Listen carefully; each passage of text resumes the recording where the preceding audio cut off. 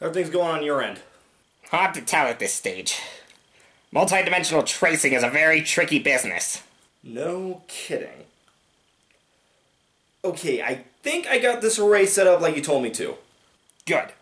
Weston, Leader, and I can handle it from here. You go and do a review. Excuse me?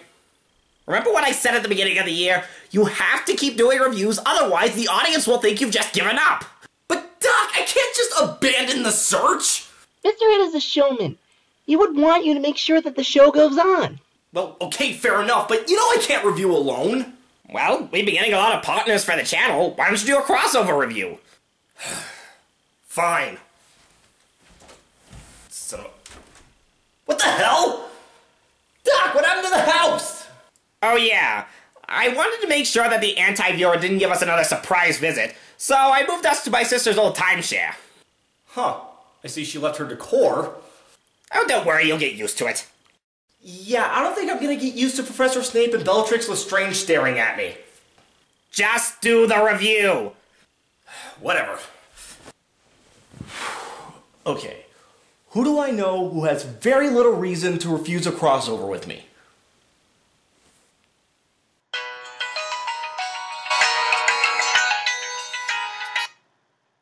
Hello?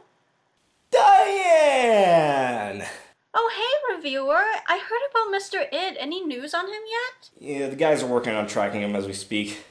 You know, Mr. A was always an opportunistic little hairball, and if he were here, he'd want me to take this opportunity to do you a favor. To do me a favor. Yeah, well, considering that you're not really a thing in review circles, and you essentially hit the reset button on your channel recently, I figured I'd be nice and let you do a crossover. Hello?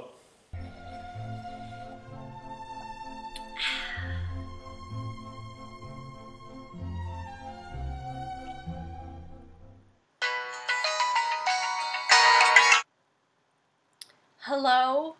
I'm sorry, please do a review with me! No, thank you. Please, I get a little weird when I try to review on my own. And that is why I think this review is great. What do you think, Mr. Mayor? Mr. Mayor, you'll never get reelected like that. Reviewer? Reviewer! Oh, sorry, you had to see that.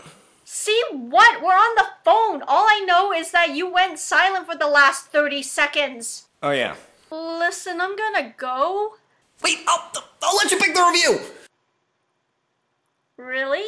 Yes? In that case, how about the Freddy Got Fingered review? I'm sorry, but after Gums, I have officially sworn off the Cinema Snobs porno reviews! It's not a porno, it's a nostalgia chick Owen Citizen review. Oh. I don't know about you, but to me, Tom Green is pretty nostalgic. My bum is on the rail! Bum is on the rail! Like, how did this happen, America?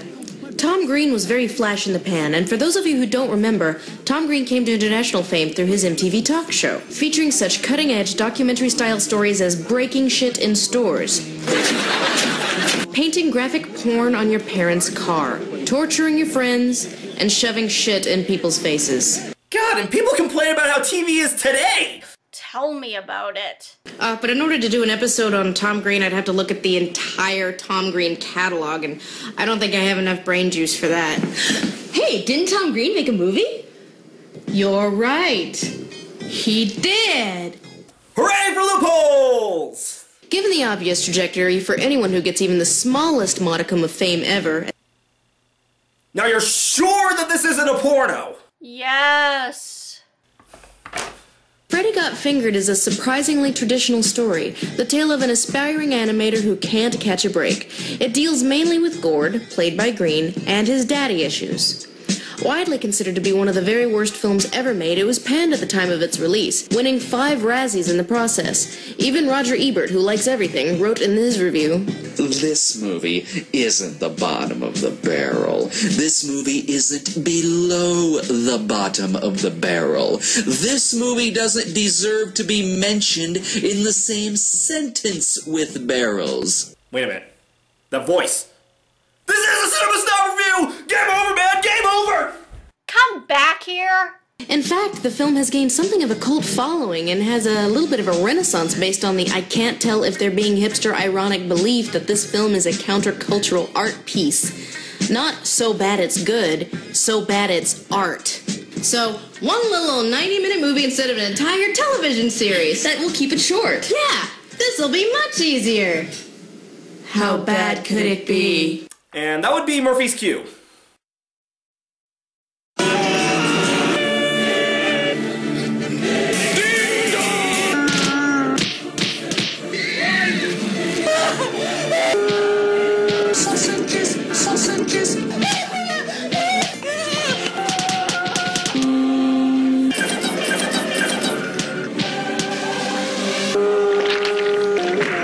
Can't finish this, but I'm contractually obligated to finish it. Damn Channel Awesome and its contractual obligations. I mean, I could push it on someone else. What about those people who think it's an art film? Hello, Kyle, the new art film critic guy. Yeah, you want to review Freddy Got Fingered with me? Seriously? The nostalgia chick can't get through this review by herself, so she has to call on someone else to drag her out of it.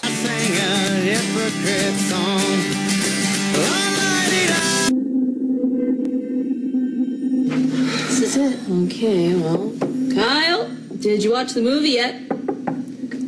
Kyle, go.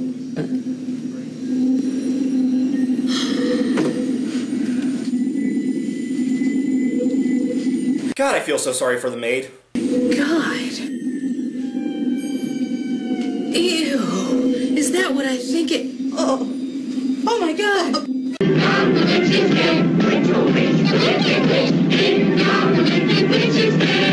Wake up. Oh God.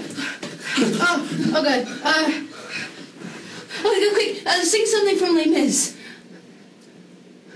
There's a grief that can't be spoken. Oh God. He's there. There's a pain goes on and on. That's enough. That's Empty chairs at empty Kyle! Don't worry, Kyle. One day you'll get your chance to sing. Have at it. Dada. It! Did you put stuff in my water again? It's not here, remember? Oh yeah. Begun in Zurich by the likes of Hugo Ball, Tristan Tzara, and Hans Richter that flourished in the decade immediately after the end of World War I. It was started out of cynicism. They believed that any culture that could have produced such a horrible and human bloodbath like the First World War had no intrinsic value. So, Dada was set up as anti-art, art that aims to destroy all other art.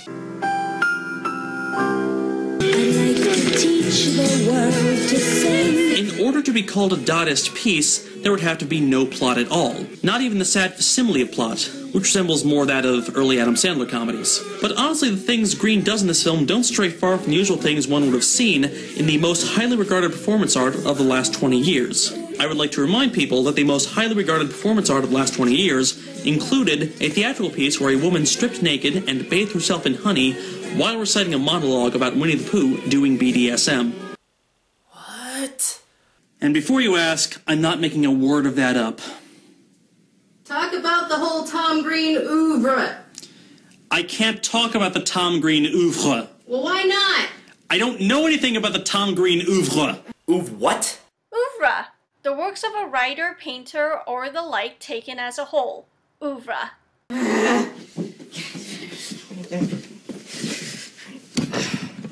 Well, I do. I gotta get the poo off my phone. Poo. The original Canadian rapper/actor, the Orson Welles of our time, Tom Green. Jesus Christ, why would you guys send this guy to us? Okay, he might be Canadian, but last time I checked, he got famous off of MTV, which is an American establishment. So really, this is your country's fault. Hey, don't pin this on us! Between this guy and Justin Bieber, you are still on thin ice! Oh, as opposed to all the crap you guys brought into the world? Like what? The Kardashians, Honey Boo Boo, Twilight, Fox News, Ann Coulter. Hold on, we're getting off topic! But his hate is aimless, his goals are unclear and unrefined, and therefore lack poignancy. So his targets are amorphous, but what about his actual creative body of work? Well... Finally gave up on those stupid dudes. They're not stupid. They're not stupid. No, Tom, they quite are. The bag of eyes on the other end with the baboon eyes. See, film students, you want your auteur theory? It's right the f*** here. Fellini's 8.5. Godard's Contempt. Green's Freddy Got Fingered.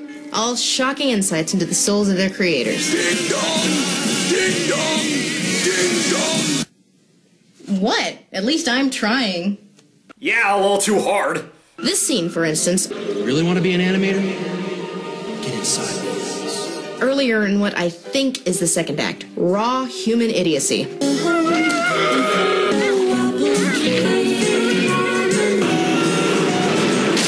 And you may be wondering if this thing comes back into the movie in any way, shape, or form. Huh. So basically that was a big-lipped alligator moment. The entire movie is a big-lipped alligator moment. It's particularly fascinating in that people don't get what he wants, and he, under the delusion that he does know what he wants, well... Daddy, would you like some sausage? Daddy, would you like some sausages? Daddy, would you like some sausage? What the hell is that? Daddy, would you like some sausage indeed? Well, if we are going to humor the auteur notion, then Tom Green, like most 2-year-olds, is very fascinated with his dingle-dangle. This is fun! Look at me, Daddy! I'm a farmer! This is fun! Look at me, Daddy! I'm a farmer! Are you sure this isn't a porno? I have no idea anymore. Is it over yet? Interpret that. Horses represent maturity, as owning a horse meant the onset of adulthood, freedom of mobility. When he strokes the horse's penis, he calls out, "Look, Daddy!" Look at me, Daddy! I'm a farmer! as if trying to impress his father. Perhaps the exaggerated phallus could mean the onset of manhood? And this interpretation... Extracted directly from my anus, yes. Congratulations, Kyle! You have won the award for Master of Pulling Stuff Out of Your Ass! You know, that actually made a lot of sense to me.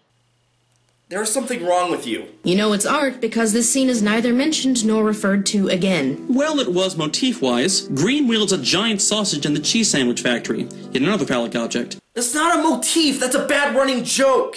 The more I think about it, those two might be the same thing. The poor maligned love interest is played by, poor man's Tara Reid. And Tara Reid is the poor man's Tara Reid. She has a strange fixation on performing fellatio, and in a role reversal it is he who is put off by her strangeness. Are you sure? It's not a porno! She's like a twisted parody of every market-tested universal love interest in rom-com history. That's a bit sickening. And worst of all, she gives us an excuse to get into the hospital. And this is bad, because... Your baby!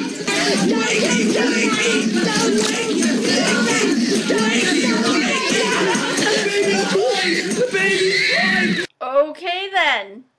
Alcohol? Alcohol. Quick, think of a joke! That was the second worst thing I've ever seen on film involving a newborn baby. The worst thing is, of course, this.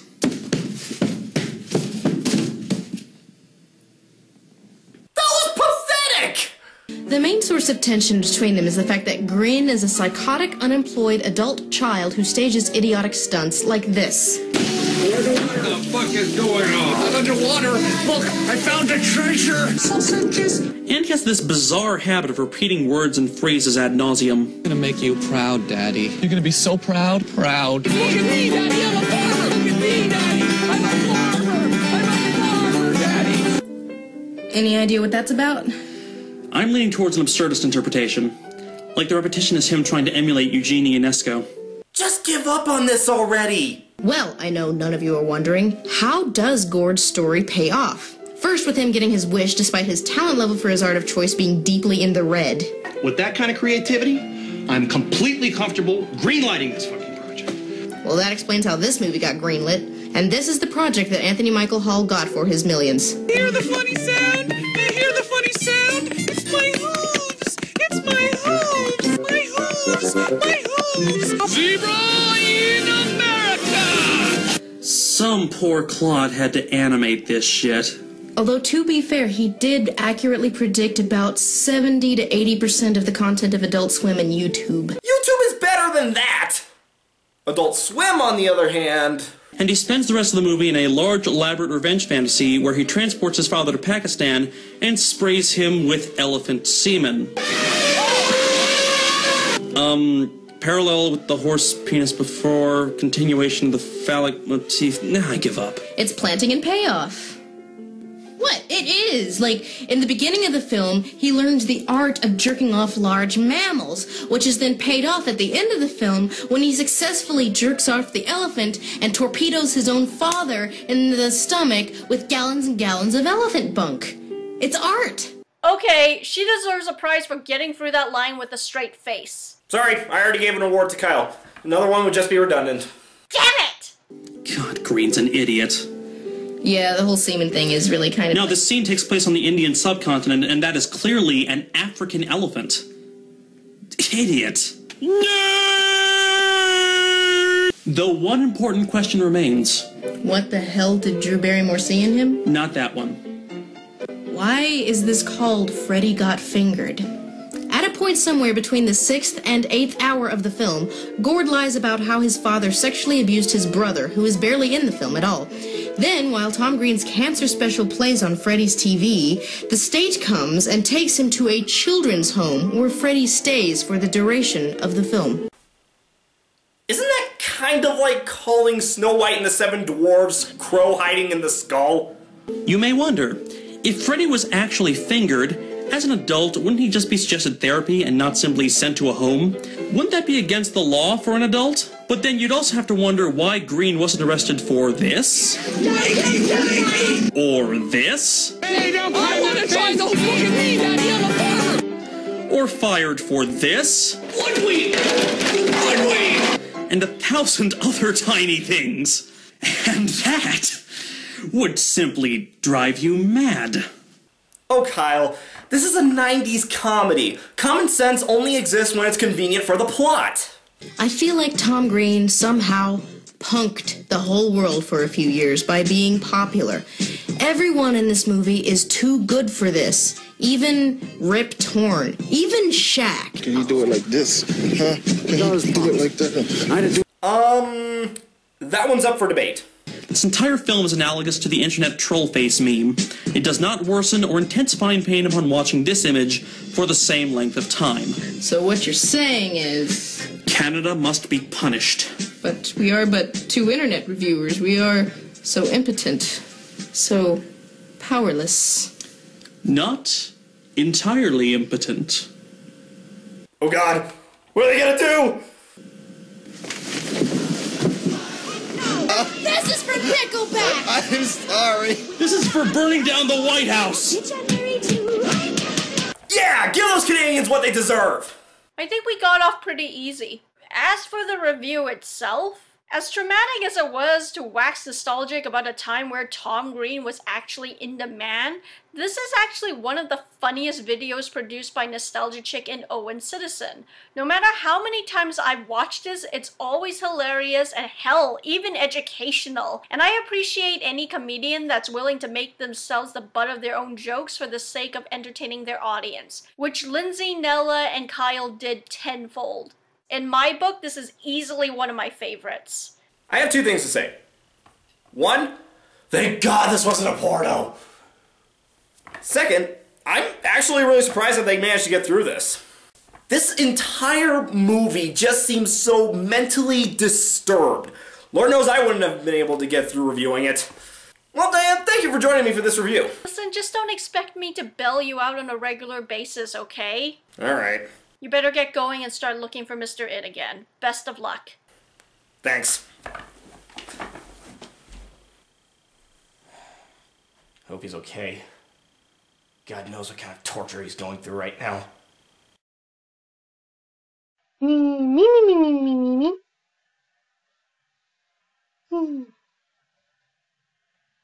Me, me, me, me.